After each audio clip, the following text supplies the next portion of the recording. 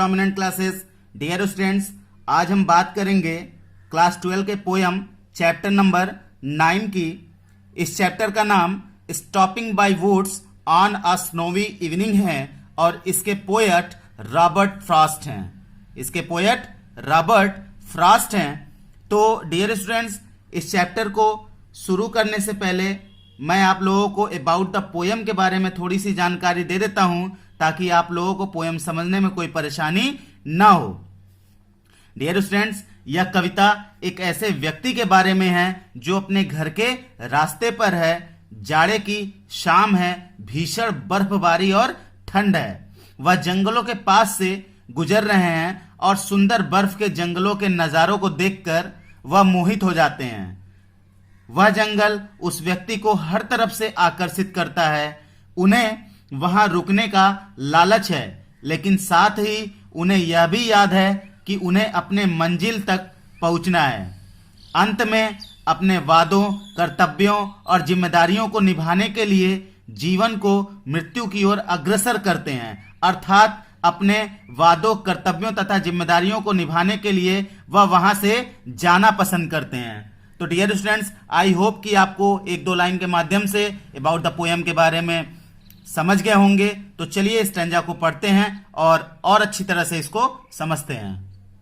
चलिए पहली लाइन को पढ़ते हैं। Whose woods these are I think I know. ठीक है, वुड्स का मतलब यहां जंगल से है। आई थिंक का मतलब कभी कल्पना करते हैं, आई नो मैं जानता हूं। ठीक है, यानी कि इस पूरी लाइन को जब हम पढ़ेंगे तो देखिए यहां पे whose woods these are I think I know, कभी कल्पना करते हैं कि मैं जानता हूं कि ये जंगल किसका है। ठीक है गाइस, आई होप आपको समझ में आ रहा होगा। Whose woods these are I think I know. ठीक है, आई थिंक आई नो का मतलब कभी कल्पना करते हैं कि मैं जानता हूं। ठीक है, कभी कल्पना करते हैं कि मैं जानता हूं कि ये जंगल किसका है। His house is in the village though, हालांकि उसका घर गांव में है।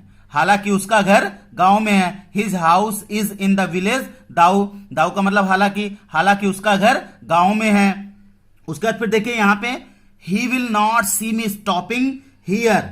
ठीक है, he will not see me stopping here, वह मुझको यहां रुकता हुआ नहीं देख सकेगा। वह मुझको यहां रुकता हुआ नहीं देख सकेगा। ठीक है, चौथी लाइन देखिए। To watch his woods fill up with snow. ठीक है, टू वॉच का मतलब देखना, वुड्स का मतलब जंगल, fill up with snow, snow का मतलब होता है बर्फ से ढका हुआ। ठीक है, फिल अप विथ स्नो यानी बर्फ से भरा हुआ। ठीक है, to watch his woods fill up with snow, कि मैं उसके बर्फ से भरे जंगलों को देख रहा हूं। कि मैं उसके बर्फ से भरे जंगलों को देख रहा हूं। अच्छा, चारों लाइन को मैं एक बार फिर से बता देता हूं आपको। ठीक है, whose woods these are I think I know. ठीक है, कभी कल्पना करते हैं कि मैं जानता हूं कि यह जंगल किसका है। His house is in the village though, हालांकि उसका घर गांव में है। He will not see me stopping here, वह मुझको यहां रुकता हुआ नहीं देख सकेगा। To watch his woods fill up with snow, कि मैं उसके बर्फ से भरे जंगलों को देख रहा हूं। तो डियर स्टूडेंट्स, आई होप आपको यहां तक समझ में आया होगा। चलिए अगली लाइन देखते हैं।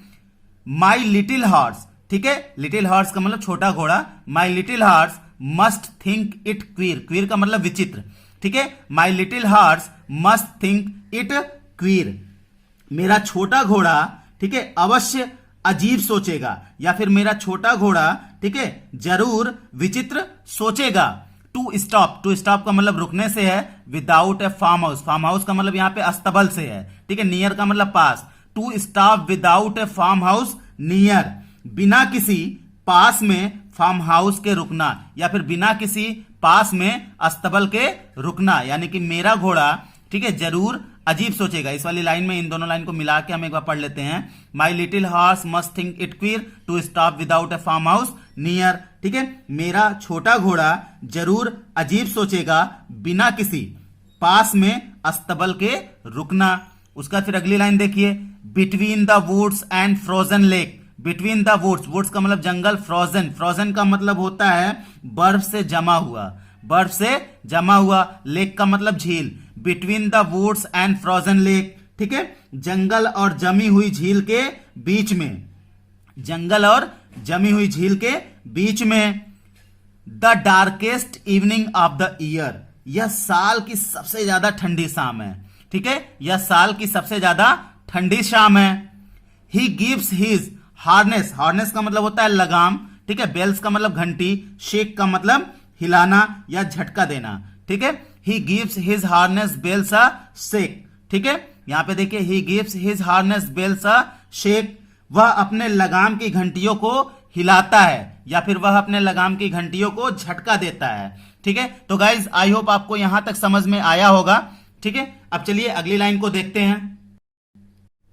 To ask if there is some mistake, mistake का मतलब होता है गड़बड़ी, टू आस्क का मतलब पूछना, if there is some mistake यानी कि इस लाइन में कहते हैं कि, और पूछता है कि, ठीक है, यहां कुछ गड़बड़ है। ठीक है, to ask if there is some mistake, और पूछते हैं कि यहां कुछ गड़बड़ है। ठीक है, the only other sounds the sweep, the only other sounds the sweep, sweep का मतलब यहां पे बहने से है, of easy wind, easy wind का मतलब धीमी या फिर हल्की, ठीक है, हल्की हवा, ठीक है, या धीमी हवा, and downy flake, downy flake का मतलब होता है बर्फ के छोटे छोटे टुकड़े। ठीक है, तो इन दोनों लाइन को मिला के पढ़ लेते हैं। The only other sounds the sweep of easy wind and downy flake, यानी कि और दूसरी आवाज है हवा के वेग से चलने की या फिर हवा के धीरे धीरे चलने की और बर्फ के छोटे छोटे कोमल टुकड़े के गिरने की। और दूसरी आवाज है, ठीक है, हवा के वेग से चलने की या फिर हवा के धीरे धीरे चलने की और बर्फ के छोटे छोटे कोमल टुकड़े के गिरने की। इट मीन्स पहली आवाज क्या थी, जो घोड़ा था, ठीक है, वो अपने बेल को यानी कि घंटी को बजाता है। ठीक है, तो वही वो कह रहा है, the only other sounds the sweep of easy wind and downy flake. ठीक है, और दूसरी आवाज है हवा के वेग के चलने की और बर्फ के छोटे छोटे कोमल टुकड़े के गिरने की। तो गाइज आई होप आपको समझ में आया होगा। चलिए स्टेंजा आखिरी देख लेते हैं। देखिए यहां पे कह रहे हैं द वुड्स आर लवली, यानी कि जंगल सुंदर हैं। डार्क एंड डीप, डार्क का मतलब अंधेरा, ठीक है, डीप का मतलब गहरा। ठीक है, the woods are lovely dark and deep, यानी कि गहरे अंधेरे में भी जंगल सुंदर हैं। ठीक है, उसके बाद but I have promises to keep, promises का मतलब वादा, ठीक है, but I have promises to keep, मगर मुझे अपना वादा बनाए रखना है। ठीक है, उसका अगली लाइन में देखिए, and miles to go before I sleep, और मीलों तक जाना है मुझे सोने से पहले। ठीक है, और मीलों तक जाना है सोने से पहले। फिर आखिरी लाइन में देखिए, and miles to go before I sleep, और मीलों तक जाना है सोने से पहले, अर्थात मृत्यु को प्राप्त होने से पहले मुझे मीलों तक का सफर तय करना है। ठीक है, और अपने वादे को बनाए रखना है। तो गाइज आई होप आपको ये वीडियोस अच्छी लगी होगी और समझ में भी आया होगा। डियर स्टूडेंट्स, अगर आप लोगों ने मेरे चैनल को लाइक और सब्सक्राइब नहीं किया है तो कर दीजिए और साथ ही साथ बेल आइकन को दबाना ना भूलें, जिससे हमारी अगली आने वाली वीडियोस के नोटिफिकेशन आपको सबसे पहले मिल सकें। तब तक के लिए have a nice time, good day, stay home, safe home.